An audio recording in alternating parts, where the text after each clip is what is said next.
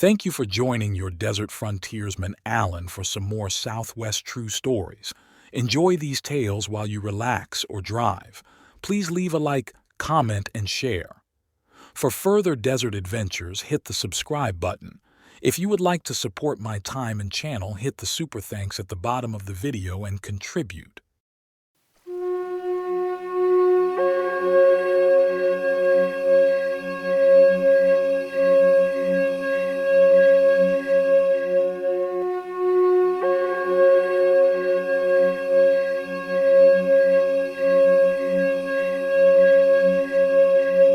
Welcome to this episode of the Southwest Desert on the Navajo Long March, a tragic episode in the history of the American Southwest. Today, we'll be exploring this event through the eyes of a survivor, providing a unique perspective on this often overlooked chapter of American history. In 1863, the United States government, in an effort to end conflicts between the Navajo people and surrounding tribes and white settlers, embarked on a campaign to forcibly relocate the Navajo. Kit Carson, a famous frontiersman, was tasked with leading this operation. With 800 New Mexican volunteers under his command, Carson set out to round up all Navajo tribesmen. The campaign was thorough and brutal. The Navajo were forced to march 800 miles from their ancestral lands in Canyon de Chelly to Fort Sumner, where they were interned for 4 years. This forced relocation, known as the Long Walk, ended with the signing of a treaty in 1868. Our story today comes from one of the few survivors of that long march. At the time of these events, he was a 12-year-old boy known as Very Slim Man. His account provides a vivid, personal perspective on this dark chapter of history. In the fall of 1863, news reached the Navajo that danger was approaching. The head chief, Barbonchito, sent messengers throughout Navajo land warning of impending doom. White soldiers, guided by Mexicans and Utes, were entering Navajo territory. Very Slim Man recalls the fateful morning when he first spotted the invaders. While on his morning run, shaking snow from juniper branches, he saw a long line of men and horses moving northward across the valley. Realizing the gravity of the situation, he alerted his father, and they quickly broke camp to seek refuge in Canyon de Chelly. As the family traveled through the night, they witnessed the destruction of their homeland.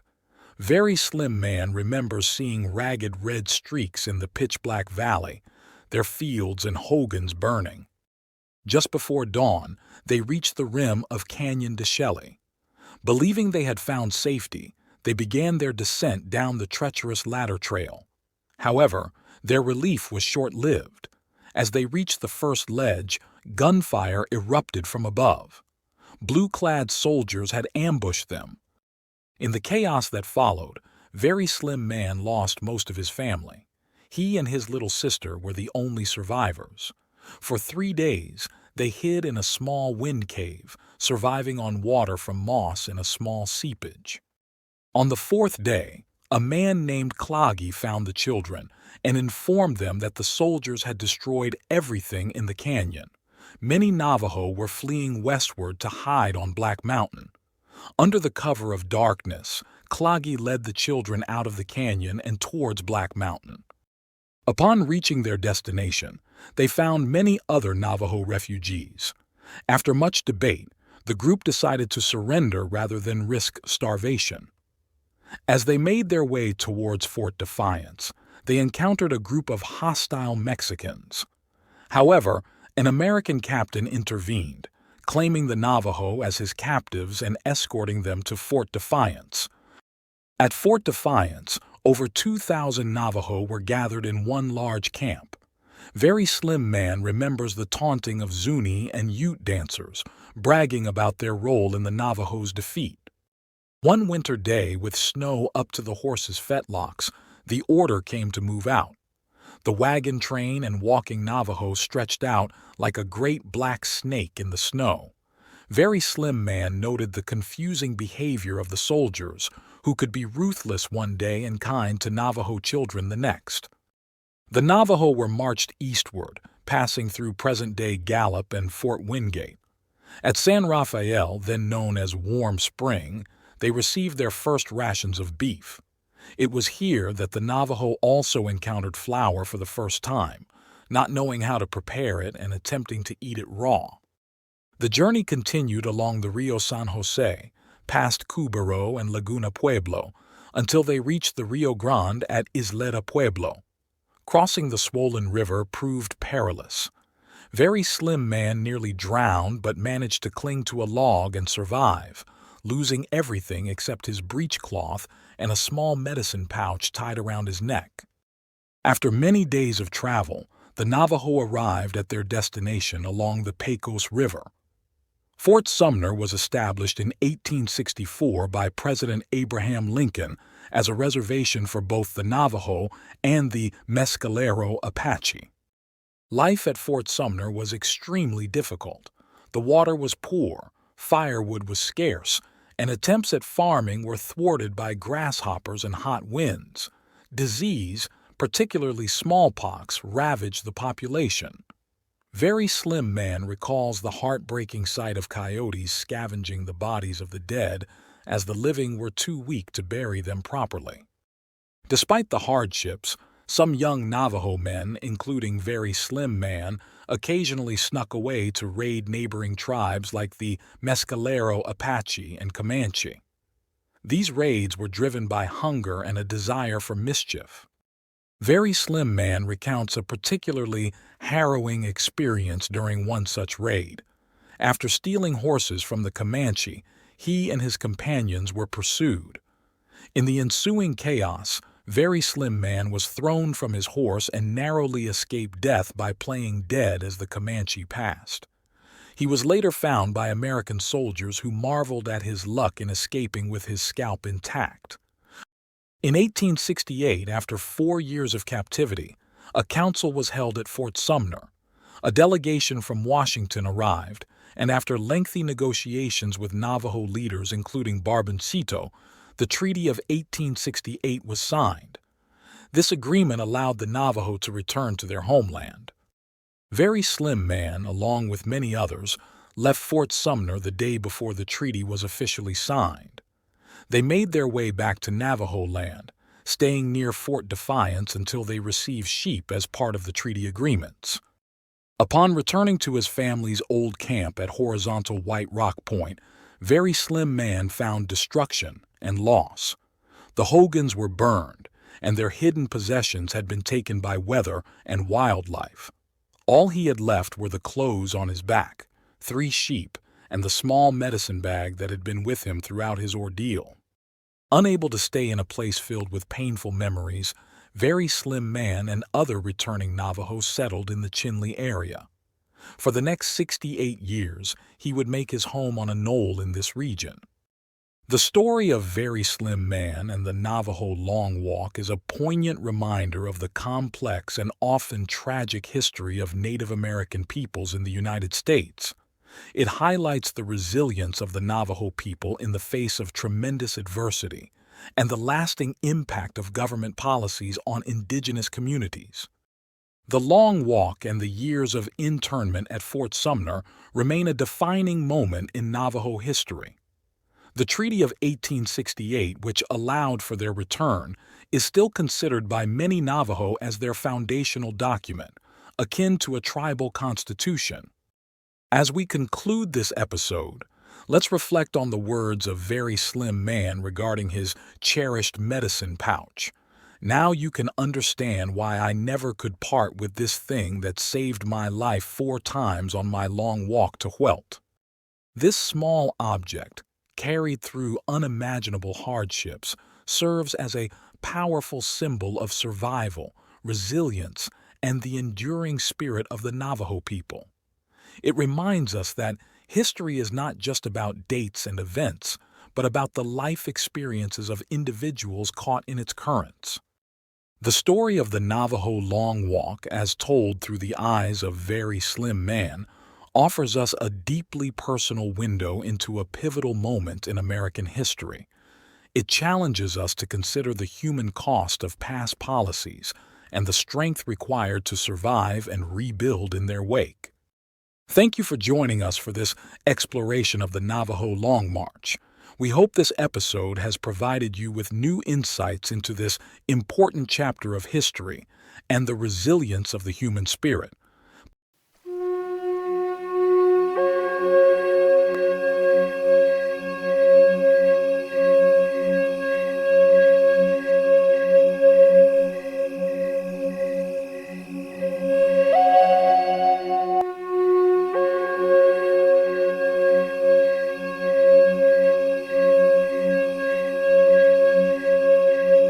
Welcome to our Southwest Desert channel, where today we delve into one of the most gripping stories from the Southwest Desert.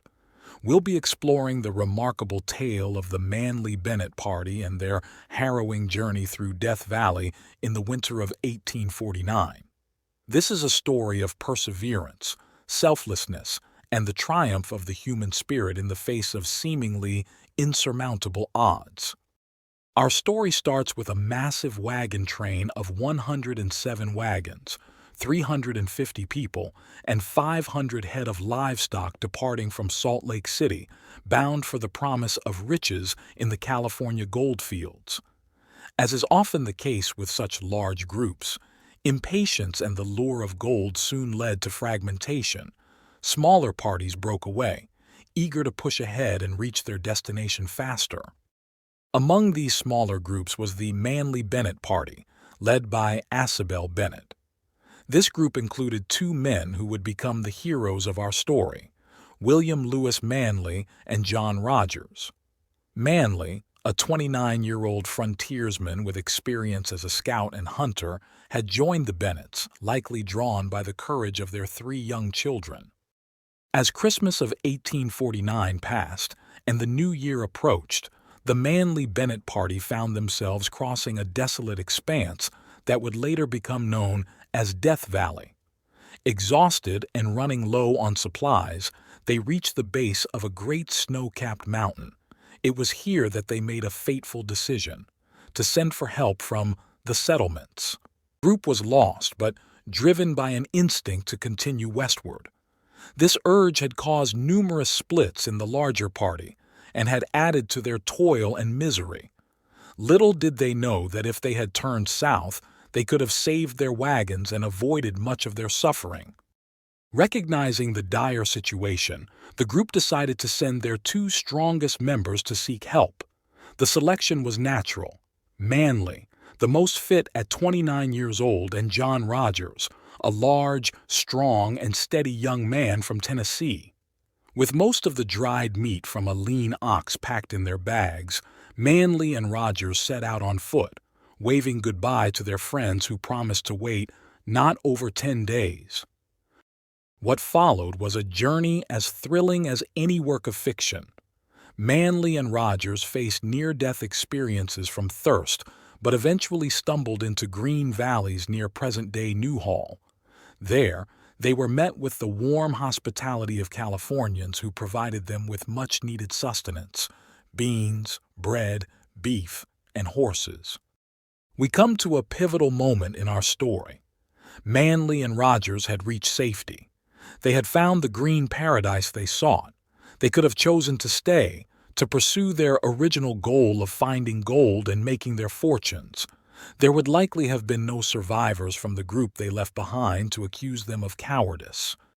But this is where the true heroism of these men shines through. Without a moment's hesitation, without even pausing to rest, Manly and Rogers turned back towards the desert. They had no blood ties to the people they had left behind. They were single men who had only ridden with the Bennetts by chance, but their code of honor, their sense of duty, would not allow them to abandon those who depended on them. Their only concern was that they had already taken 16 days to cover the 250 miles that separated them from their mission's completion. Time was of the essence, and they knew that every day could mean the difference between life and death for the Manly Bennett Party. The journey back was no less treacherous than their initial trek. All 4 horses they had been given died along the way, But in a stroke of luck that must have seemed like divine intervention, a small desert burro carried its heavy pack almost cheerfully to the desert camp and back to the green valleys. Manly, in his later writings, would repeatedly praise this sturdy animal, affectionately referring to it as a mule. This is the scene that unfolded when Manly and Rogers finally returned to the camp. Two lean, weary men in ragged, travel-soiled buckskin stood staring breathlessly at a distant group of wagons on the floor of Death Valley. Anxiety and emotion left them too faint to step forward. Had their arduous mercy mission been in vain? Were their friends dead? Had they been massacred by Indians? Or had they grown tired of waiting and struggled on afoot? Suddenly, a man emerged from under one of the wagons. He stood up, looked around, and then, in a moment of pure joy, threw his hands over his head and shouted, "The boys are here! The boys have come!" The suspense was over. The tiny group had waited patiently for 5 painful weeks, confident that our boys would return to deliver them from death. To the tear-brimmed eyes of the Bennetts and Arcanes, the little burro that accompanied Manly and Rogers must have been the most beautiful creature in the world. With renewed hope, the party prepared for the final leg of their journey. The children were loaded into makeshift pocket bags on the back of Old Crump, a steady ox. As they climbed a southern toe of the Panamint Range, Manly and Rogers offered constant encouragement. When they reached the highest ridge, the group paused and looked back over the long, narrow valley they had crossed. In the distance, they could see a wisp of smoke marking the remains of their abandoned wagon. In a poignant moment, they spoke in chorus the thought uppermost in their minds: "Goodbye, Death Valley." Although history shows that only one man of the entire 49 party actually perished on the floor of the valley, the forbidding name Death Valley stuck.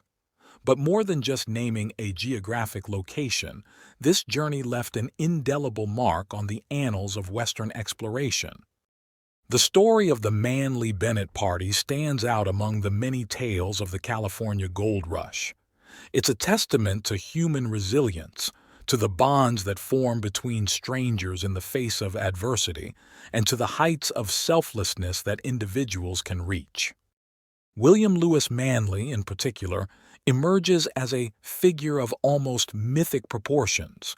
In his book Death Valley in '49, written in 1893, Manly recounts the events with a modesty that only adds to his stature. Unlike many accounts from pioneers that dwelt on hardships and desperation, Manly's narrative is imbued with a triumphant optimism and an unwavering confidence in the human will to survive. Their story is a powerful reminder of the impact that individual choices can have.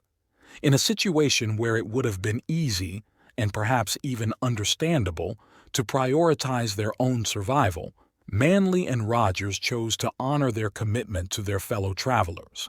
They exemplify the kind of heroism that doesn't seek glory or recognition, but simply does what is right, because it is right. It's important to place this story within the broader context of the California Gold Rush. This was a time of great upheaval and opportunity, where fortunes could be made or lost in an instant. The lure of gold drew people from all walks of life, from all corners of the country and beyond. It was a journey that tested the mettle of even the hardiest individuals. The Manly Bennett party's experience was not unique in its hardships. Many who set out for California faced similar challenges: harsh terrain, unpredictable weather, limited supplies, and the constant threat of illness or injury.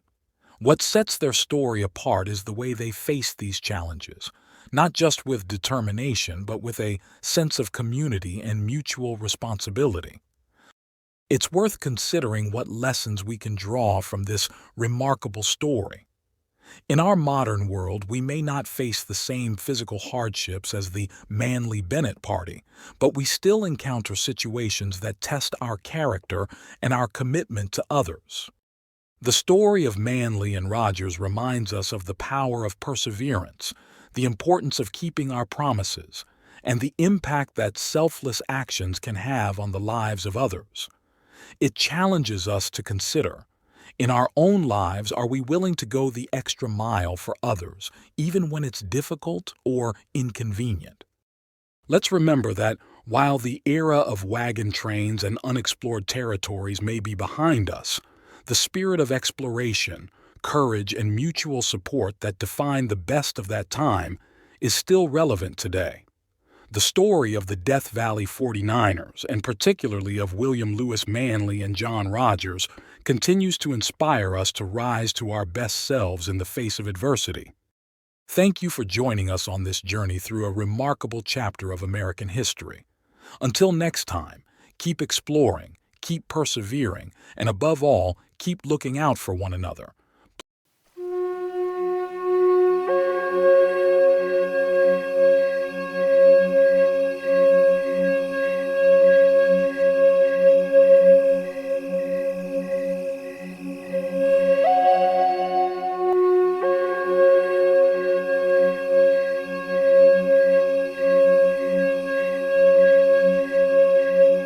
Welcome, listeners, to today's episode where we'll dive into a fascinating chapter of Southwest desert history that combines scientific exploration, ambitious dreams, and heated controversy. Our story takes us back to the late 19th century, to the scorching expanse of the Colorado Desert, where one man's observation sparked a nationwide debate about transforming an arid wasteland into a vast inland sea. Our tale begins with Dr. J.P. Widney, a U.S. Army surgeon who found himself traversing the harsh landscape of the Colorado Desert. As he rode his horse through this unforgiving terrain, little did he know that his observations would soon capture the imagination of a nation and earn this desolate basin the moniker of the Widney Sea. In January 1873, Dr. Widney published an article in the Overland Monthly, describing a peculiar sight that caught his eye during his desert expeditions. He noticed a consistent, well-defined line along the mountainsides, reminiscent of an ancient shoreline. Upon closer inspection, he found evidence that supported his theory of a long-lost sea in this now parched land. Widney's keen eye observed rocks worn smooth up to a certain level, as if by the constant washing of water. He noted coarse coral formations in the crevices and on the sides of these rocks. Above this line, the rocks remained sharp and jagged, untouched by the hypothetical waters of this ancient sea. But it wasn't just the rocks that piqued Widney's interest. Along what he believed to be the former shoreline, he discovered countless seashells. Some were minute, others fragile, resembling the kind one might find in sheltered arms of the sea. He was particularly struck by delicate bivalves, about an inch wide and an inch and a half long, with shells barely thicker than a few sheets of paper. As a man of medicine, Dr. Widney was accustomed to reasoning from effect to cause. Holding these fragile shell fragments in his hands, he couldn't help but ponder their origin and survival. How could these delicate remnants withstand the constant battering of wind and sand? He estimated that they could not have endured for more than a few centuries at most. This observation led Widney to a startling conclusion. He was standing on the bed of a relatively recently vanished sea. He envisioned a time when the land bloomed and flourished, a stark contrast to the current landscape where lone whirlwinds raised columns of sand hundreds of feet into the air. After multiple explorations of this thermal waste, as he called it, Widney developed a theory about the formation and disappearance of this inland sea. He proposed that the Colorado River, which empties into the Gulf of California, had spent centuries depositing the red mud from Arizona's northern plateaus at its mouth. Over time, this process created a massive delta that eventually cut off the desert basin from the Gulf. Once isolated, the trapped water slowly evaporated, leaving behind the scorched landscape Widney observed. But Dr. Widney wasn't content with merely theorizing about the past. He saw an opportunity to reshape the future of the American Southwest. Upon returning to Los Angeles, he began to expound his theories to the public, arguing that the drying up of this inland sea had caused significant climatic changes in the surrounding regions. Widney's proposal was bold and visionary: restore the ancient sea. He contended that by bringing back this massive body of water, beneficial climatic conditions would return to the stricken areas. Even California, already blessed with a favorable climate, would see positive effects. Rainfall, he argued, would increase substantially. To support his claims, Widney provided some striking calculations. He estimated that evaporation from this restored sea would be enough to supply 12 inches of rain to an area more than double the size of Ohio, if all the moisture were to be recondensed and precipitated. As one might expect, Widney's proposal was met with immediate skepticism and criticism. Critics scoffed at the idea of humans making a sea, some even calling it blasphemous. But Widney had an answer ready: divert the Colorado River into the basin. He acknowledged that the flow of the Colorado might not be sufficient to fill the entire basin, but argued that even partially filling the northern portion would help mitigate the desiccating winds born in this desert furnace. The local press quickly latched onto the story, sensing its news value. The Los Angeles Star trumpeted Widney's ideas, calling for Congress to appoint a scientific commission to study the practicality, cost, and potential effects of the project. The newspaper praised Widney's views as sound in every particular and urged California, Arizona, Nevada, and Utah delegations in Congress to demand government action. As news of Widney's proposal spread, it captured the public imagination. The Widney Sea became a hot topic of conversation across the nation, discussed in parlors, barbershops, and bars. The scientific community took notice as well, with at least one college conferring a master's degree on Dr. Widney for his contribution to science in the nation. Learned debates erupted among savants, arguing the merits and potential pitfalls of the plan. Some enthusiastic supporters advocated for the immediate formation of a company to begin digging a canal from the Colorado River to the basin, eager to start filling this natural bathtub without delay. Others pushed for cartographic changes, insisting that all maps should be updated to reflect the future Widney Sea rather than the outdated Colorado Desert. But not everyone was convinced. Skeptics raised concerns about potential negative consequences. Some worried that increased moisture in the air would lead to a rise in malaria cases. Others speculated about the effects on local flora and fauna, conjuring images of orange trees growing to the height of sequoias and bearing pumpkin-sized fruit, or harmless garter snakes evolving into menacing boa constrictors. The controversy surrounding the Widney Sea proposal soon caught the attention of political figures. None other than General John C. Fremont, then serving as the governor of Arizona Territory, took an interest in the matter. Known as the Pathfinder for his earlier explorations of the American West, Fremont saw potential in the idea and decided to bring it to the attention of the federal government. Fremont embarked on a journey to Washington, D.C. to present the subject to his superiors. His involvement lent credibility to Widney's proposal and elevated the discussion to a national level.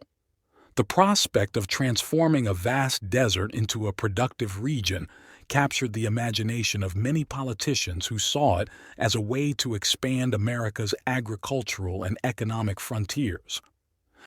While the debate raged on, fueled by a mix of scientific speculation, economic ambition, and pure fantasy, one crucial aspect had been overlooked: the mathematical feasibility of the project. It took General George Stoneman, a practical-minded resident of Los Angeles, to bring some much-needed perspective to the discussion. Addressing a shocked audience in Los Angeles, Stoneman laid out the stark realities of the proposed project. He started by outlining the dimensions of the basin, as described by proponents of the Widney Sea, 300 miles long, 50 miles wide, and 300 feet deep, roughly the size of Lake Erie. Then, Stoneman dropped his bombshell. To fill such a basin in just 1 year, assuming a watertight bottom and no evaporation, would require a stream 20 miles wide, 20 feet deep, with a current of 3 miles an hour. Put another way, using a more realistic stream size of 1,000 feet wide, 10 feet deep, and running at 3 miles an hour, it would take 200 years to fill the basin. But the general wasn't done yet. He pointed out that even after filling this massive lake, it would require a constant inflow of water to compensate for evaporation. His calculations showed that a river about the size of the Colorado at ordinary stages, 250 feet wide, 10 feet deep, and flowing at 5 miles per hour, would be needed just to offset the estimated 18 inches of yearly evaporation. Stoneman's mathematical analysis effectively burst the bubble of the Widney Sea dream.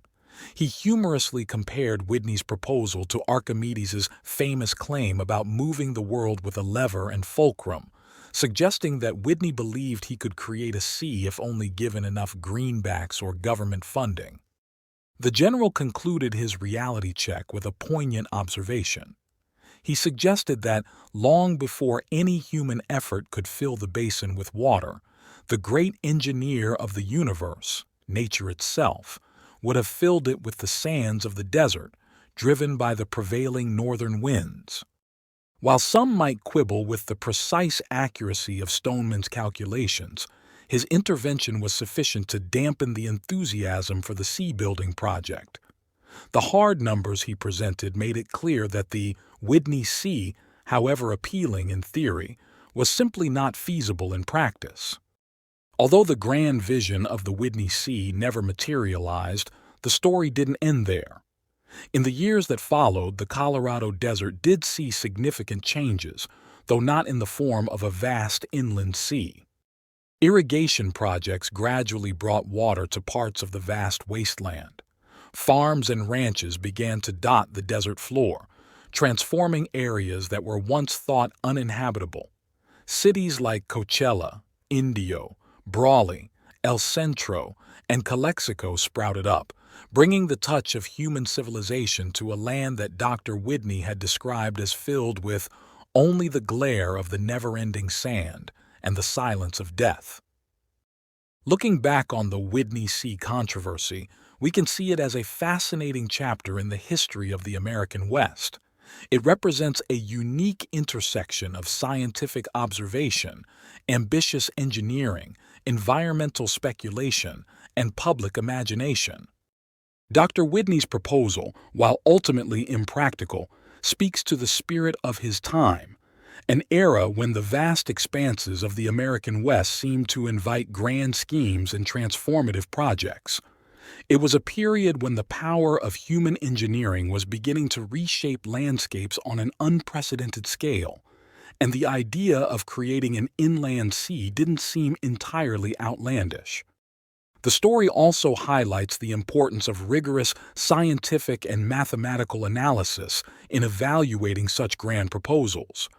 General Stoneman's intervention serves as a reminder of the value of clear-headed, quantitative thinking in the face of exciting but potentially unrealistic ideas.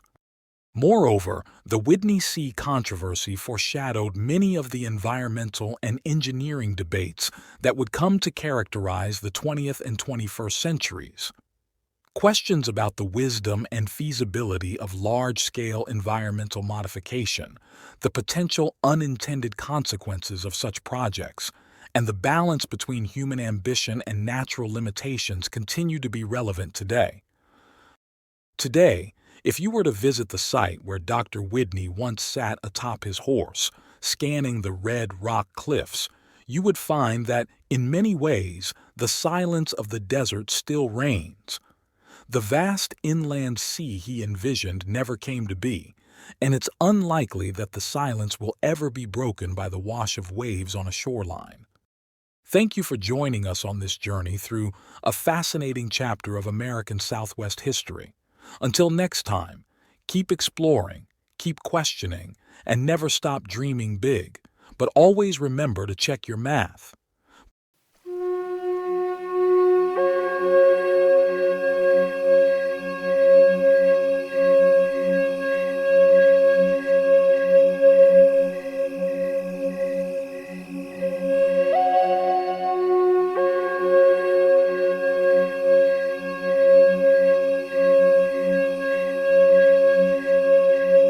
Welcome to another episode of the Southwest Desert, where we explore the fascinating true tales and legends of the Southwest.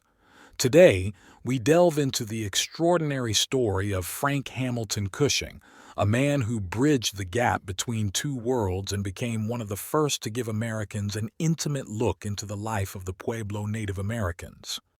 Frank Cushing was born in 1857 in central New York.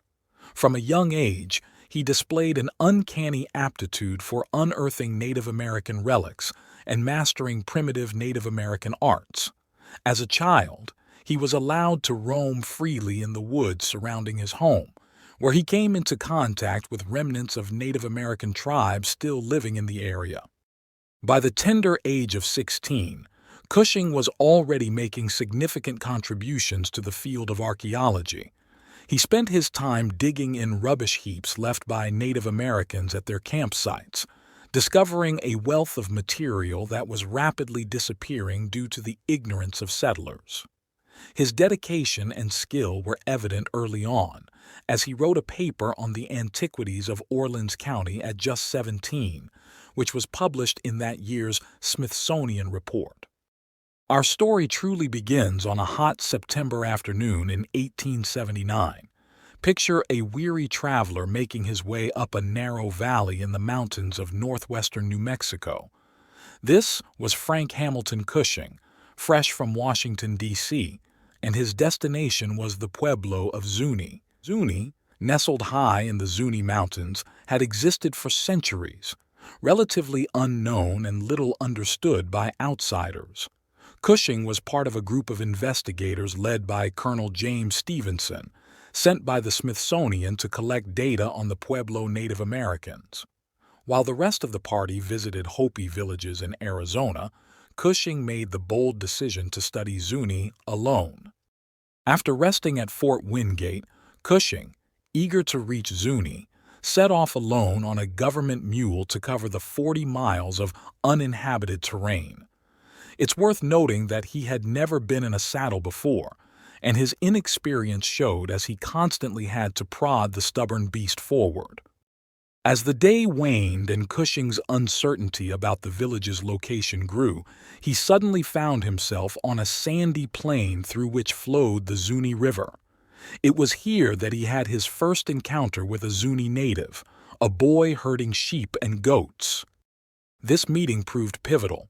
The boy greeted Cushing with, "Hi, hi," extending his hand. Cushing, quick to adapt, shook the boy's hand heartily and inquired about Zuni. The boy's affirmative response, was accompanied by an act that would prove crucial. He breathed on Cushing's hand. Cushing, displaying remarkable cultural sensitivity, returned the gesture. This simple act of breathtaking would become the key that unlocked the outer fortress of Zuni Reserve. It's a testament to Cushing's adaptability and keen observation skills, traits that would serve him well in the coming months and years. Upon entering the town, Cushing found himself in the middle of a dance ceremony. The Zuni leader initially appeared unfriendly, but Cushing's use of the newly acquired greeting changed the atmosphere dramatically. A general breathtaking and giving ensued, marking Cushing's first step towards acceptance in the community. However, Cushing's enthusiasm for documenting the sacred dances soon led to a serious crisis. His attempts to sketch the ceremonies were met with strong resistance from the Zuni, who objected to him making shadows of their sacred rituals. Despite this tension, Cushing was invited by the chieftain to move into the common living and sleeping room of the chief and his wife. Cushing set up his hammock opposite the fireplace, integrating himself further into Zuni daily life. The conflict over Cushing's sketching reached a boiling point during the knife dance ceremony. Despite warnings from the chief, Cushing refused to stay away from this ritual. His defiance led to a dangerous confrontation. As the ceremony began, two masked and painted men carrying war clubs charged towards Cushing, shouting, "Kill him! Kill him!" In a moment of quick thinking, Cushing drew his hunting knife and waved it over his head. The sunlight caught the blade, reflecting brilliantly on the crowd. This unintended salute to the sun gave the dancers pause, and they retreated, saying, "We've made a mistake." In a surprising turn of events, the dancers returned with a yelping dog, which they killed to fulfill their vow of death. This incident, fraught with danger, actually secured Cushing's place among the Zuni. As he later remarked, "That day had won for me the truest of friends and decided the fate of my mission to the Zunis." Following this pivotal event, Cushing's immersion in Zuni culture deepened significantly. He was given Zuni food exclusively, and a complete Zuni costume replaced his American clothes. This transformation was met with enthusiasm by the Zuni, though his American friends feared he had lapsed into savagery.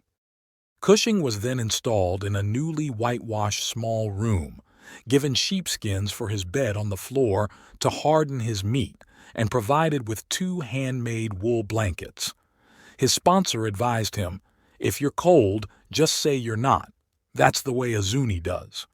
In a symbolic gesture, the chief cut down Cushing's hammock, severing his last link with civilization. The harsh Zuni winter took its toll on Cushing's health. After a long ceremonial in an overheated kiva, exposure to cold wind brought on a chill, and Cushing contracted pneumonia.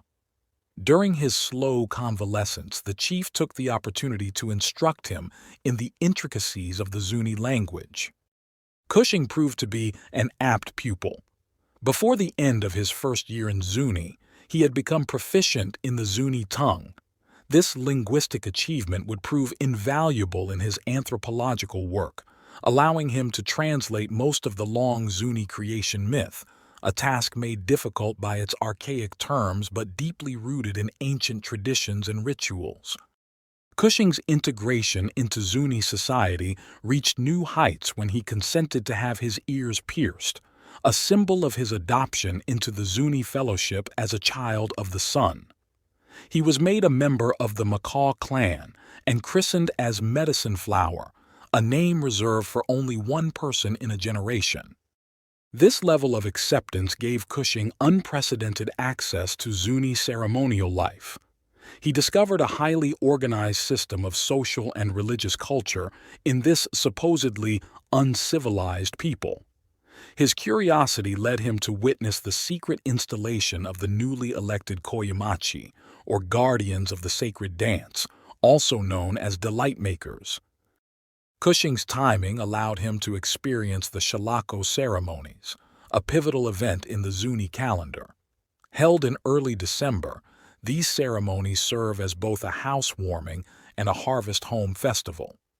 The event begins at dusk with the arrival of immense white-robed Shalako figures who perform blessings on each new house built in Zuni during the past year. The ceremony continues through the night, culminating in a dawn salute to the waning sun, marking the beginning of the new year.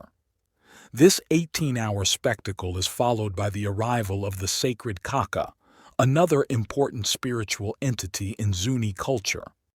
Perhaps one of the most remarkable episodes in Cushing's time with the Zuni was the expedition to the Ocean of Sunrise. The Zuni had a legend of a great body of water to the east, which they had never seen but knew of through prayers and stories passed down through generations. When Cushing suggested that a trip to this almost mythical ocean was possible, the Zuni promised him entry into the Order of the Sacred Kaka. After much discussion, 6 individuals were chosen for the journey. The preparation for this journey was intense and involved the careful transportation of sacred items for ceremonies at the ocean. On February 22, 1882, amid prayerful farewells, the group embarked on their journey east by train.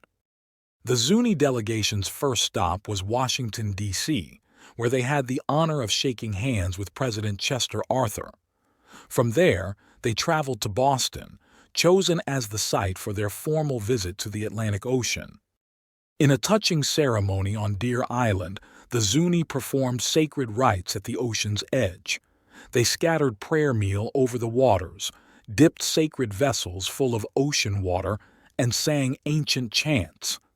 The ceremony concluded with an all-encompassing prayer for the entire animate world, even the creeping and most vile and insignificant beings. After his time in Zuni, Cushing's health began to decline. He married Emily McGill in Washington, and she accompanied him back to Zuni in the fall of 1882, helping to supervise his diet. However, by May 1884, his health had deteriorated to the point where he was forced to leave Zuni permanently. Despite his physical challenges, Cushing's indomitable will kept him working at the Smithsonian until 1886. In his final years, he conducted research on the pre-Columbian sea-dwelling people of the Florida Keys. Tragically, Frank Cushing's life was cut short. On April 10, 1900, while preparing his Florida discoveries for publication, he met his untimely death. Frank Hamilton Cushing's story is one of remarkable cultural immersion and groundbreaking anthropological work. His willingness to fully embed himself in Zuni culture, learning their language, participating in their ceremonies, and even adopting their dress and customs set a new standard for anthropological research. Cushing's work provided Americans with an unprecedented, intimate look into the life of the Pueblo Native Americans. His writings, both scientific and literary, have left an indelible mark on the field of anthropology and our understanding of Native American cultures. From his early days as a curious child in the woods of New York to his daring adventures in Zuni and his final research in Florida, Cushing's life was dedicated to bridging cultural divides and preserving vanishing knowledge. His legacy continues to inspire researchers and adventurers alike, reminding us of the value of cultural immersion, adaptability, and respect for diverse ways of life. Thank you for joining us on this exploration of Frank Cushing's remarkable life and contributions. Until next time, keep exploring, keep learning, and remember, every culture has a story to tell.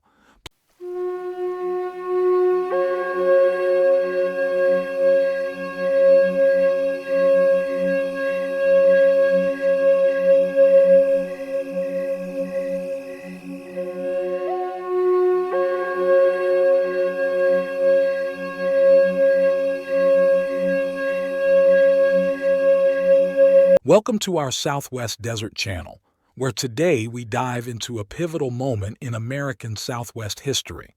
We're taking you back to May 10th, 1869, to a seemingly unremarkable spot in the Utah desert, about 50 miles northwest of Ogden. On this day, a small group of dignitaries gathered to enact a ceremony that would mark the beginning of a new era of progress for the western United States. This is the story of the completion of the first Transcontinental Railroad. Picture this. It's a bright spring day in the Utah desert. The air is filled with anticipation as 4 special trains arrive, carrying numerous railroad officials and other dignitaries from both the east and west. The atmosphere is festive, with 4 companies of the 21st Infantry and 2 brass bands present to lend a proper air of importance to the occasion.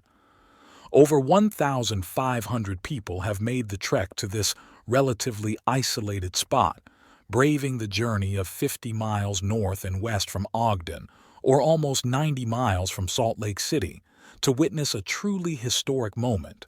The last 50-foot stretch of the roadbed has just been prepared by Chinese coolies, members of the Central Pacific work crews. These hard-working men have played a crucial role in the construction of this monumental project, facing numerous challenges and conflicts along the way. As the crowd gathers, the air is thick with excitement. At the center of attention are two men, Leland Stanford, President of Central Pacific and Governor of California, and Thomas C. Durant, Union Pacific Vice President. In their hands is a silver-headed spike maul, and before them lies a golden spike, a symbol of the monumental achievement about to be realized. Stanford steps up first, ready to drive the golden spike into place. The crowd holds its breath as he swings the maul, but in a surprising turn of events, he misses. The blow lands squarely in the middle of a rail, and the golden spike doesn't even quiver. Perhaps it was the telegraph wires dangling from the silver head of the mallet that threw off his aim, or maybe it was intentional. After all, a hole had been pre-bored in the tie to receive the spike, and the slightest tap would have driven it home. Not to be outdone, Durant takes his turn. He too swings and misses, almost certainly on purpose. The maul then makes its way through the hands of various dignitaries, each taking their turn to complete the driving of the $400 gold spike into place. As the final tap is made, a hush falls over the crowd. W.N. Schilling, a telegraph operator from Ogden, steps forward. With steady hands, he taps out a message that will be heard across the nation. The last rail is laid. The last spike is driven. The Pacific Railroad is completed. The joint of junction is 1,086 miles west of the Missouri River and 690 east of Sacramento. This simple ceremony marked the culmination of an era of railroad building unmatched in American history. With the driving of that golden spike, the nation had been bound together by bands of steel. It's hard to overstate the importance of this moment. Probably no other event did more to solidify the states than this union of the rails. To fully appreciate the significance, we need to understand the context. The United States had just emerged from the devastating Civil War, a conflict that had torn the nation apart. The completion of the Transcontinental Railroad was more than just a feat of engineering. It was a powerful symbol of reunification, a physical link binding East and West.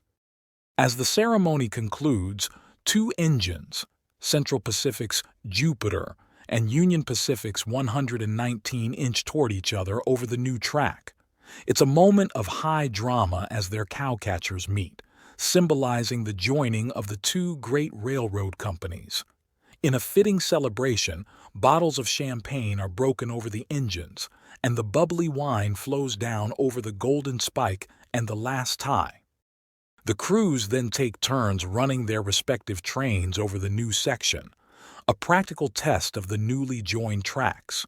The air is filled with cheers, the sound of the brass bands, and the hiss of steam from the locomotives. It's a moment of triumph, the realization of a dream that had seemed impossible just a few years before. But the story of the Transcontinental Railroad is about more than just this one day. It's a tale of ambition, conflict, and perseverance that spans years and thousands of miles. The journey to this moment began in 1862, when President Abraham Lincoln signed the Pacific Railroad Act. This act authorized the Central Pacific and Union Pacific Railroads to build a single line from Omaha to Sacramento. It was an audacious plan requiring the railroad to cross vast prairies, scorching deserts, and the formidable Sierra Nevada mountains. The construction was a race against time and each other. The Central Pacific started in Sacramento and built eastward, while the Union Pacific started at the Missouri River and built westward. The two companies surveyed parallel lines, with the Central Pacific extending its grade through Ogden and up into Weber Canyon, while the Union Pacific was working well into Nevada. This competitive approach led to significant friction between the two companies. The Railroad Acts had stated that the two companies were to build toward each other until they met, but nothing in the law specified where they had to meet. This ambiguity led to parallel construction and numerous conflicts between the Union Pacific's Irish workers and the Central Pacific's Chinese laborers. The tension between the two companies grew so severe that Congress was eventually forced to intervene, naming Promontory as the official meeting point and setting May 10, 1869, as the date for the joining of the rails. The construction of the railroad was a monumental task, fraught with challenges. The Union Pacific faced hostile Native American tribes, harsh weather conditions, and the difficulty of supplying materials across vast distances. The Central Pacific, on the other hand, had to contend with the Sierra Nevada mountains, requiring extensive tunneling and the construction of numerous bridges. Both companies relied heavily on immigrant labor. The Central Pacific employed thousands of Chinese workers, who proved to be tireless and skillful laborers. These men faced discrimination and dangerous working conditions, but played a crucial role in the completion of the railroad. The Union Pacific, meanwhile, relied largely on Irish immigrants, many of whom were Civil War veterans. The work was backbreaking and dangerous. Workers used nitroglycerin to blast through solid rock, risking their lives with every explosion. They laid tracks across scorching deserts and freezing mountain passes, battling extreme weather and harsh terrain. Many lost their lives in the pursuit of this grand vision. The completion of the Transcontinental Railroad had a profound impact on the United States. It dramatically reduced the time and cost of traveling across the country. What had once been a dangerous journey of several months by wagon train could now be accomplished in a matter of days. This new connectivity spurred economic growth and westward expansion. It opened up new markets for goods produced in the East and facilitated the settlement of the West. Towns and cities sprang up along the railroad, transforming the landscape of the American West. The railroad also played a crucial role in the industrialization of the United States. It allowed for the efficient transportation of raw materials and finished goods, fueling the growth of American industry. It standardized time zones across the country, a necessity for coordinating train schedules, which had far-reaching effects on American society. Despite its historic significance, Promontory's glory was relatively short-lived. The location of the junction, while symbolically important, proved to be less than ideal for efficient rail transport. The steep incline of the Promontory Range, requiring a climb of 90 feet to the mile, and the winding road built to negotiate this ascent became a serious handicap to rapid transportation on a large scale. By the turn of the century, this section of the road had become a bottleneck on the Transcontinental line. In response, the loosened cutoff was planned and constructed. Completed in 1903 and put into regular use in 1904, this new line went west from Ogden and straight across the north arms of Great Salt Lake to Lucin. The cutoff shortened the route by nearly 44 miles and reduced travel time between Ogden and Sacramento by 7 hours. While trains continued to run over the old Promontory line for many years after the completion of the cutoff, it gradually fell into disuse. The roadbed was allowed to deteriorate, and in 1942, in the midst of World War II, the old rails were torn up and sold as scrap metal. By the 1940s, Promontory stood as a ghost town, a silent witness to the momentous events of the past. A fine monument marked the spot where the union of the rails took place, though sadly, it had been marred by vandals who had used it as a rifle target. A few half-rotted ties and badly rusted spikes, possibly dating back to 1869, lied scattered about, mute testaments to the historic event that took place. Only 2 or 3 broken-down buildings remain to mark the spot of the once bustling Railroad Junction town. If we stand there today, looking out over the quiet Utah desert, it's hard to imagine the bustle and excitement of that day in May 1869. The driving of the Golden Spike at Promontory was more than just the completion of a railroad.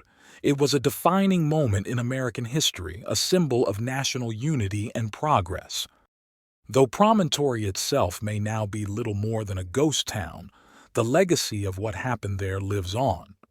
Every time we board a train, every time we see goods transported across vast distances, we are experiencing the echoes of that momentous achievement. As we remember the driving of the Golden Spike, let us also remember the thousands of workers, Chinese, Irish, and others, who labored and sacrificed to make this dream a reality. Their story is an integral part of the American story, a reminder of the diverse forces that have shaped our nation. The Transcontinental Railroad may be a thing of the past, but its impact continues to resonate through American life. It remains a powerful symbol of what we can achieve when we work together towards a common goal, bridging divides and connecting communities. As we face the challenges of our own time, perhaps we can draw inspiration from this remarkable feat of 19th century engineering and cooperation. Thank you for joining us on this journey through time. Until next time, keep exploring the rich tapestry of American Southwest history.